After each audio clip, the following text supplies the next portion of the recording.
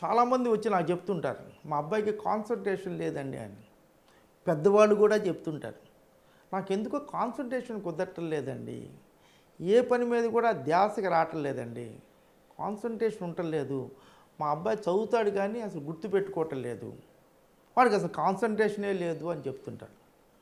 ఇది చాలా చిన్న ఇదండి. దీనికి చిన్న చిట్కా ఉంది. ఈ చిట్కా ఫాలో అయితే చాలా బాగా ఉంటుంది.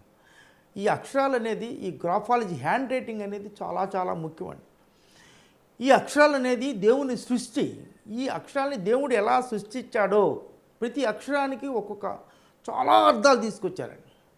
చాలా మీనింగ్స్ ఉంటాయి వీటిల్లో. ఈ అక్షరంలో ఐ అనే అక్షరం ఇలా డాట్ పెట్టండి. డాట్ డాట్ చాలామంది ఐ రాసి ఇలా ఎక్కడో చుక్క పెడతాడు, ఈ ఐ రాసి ఎక్కడో చుక్క పెడతాడు, ఈ ఐ రాసి ఎక్కడో చుక్క పెడతాడు. ఈ ఐకి డాట్ అనేది దానిపైన కరెక్ట్గా ఓన్లీ డాట్. కొంతమంది ఇలా పెడతారు, కొంతమంది ఇలా పెడతారు, కొంతమంది ఇలా పెడతారు.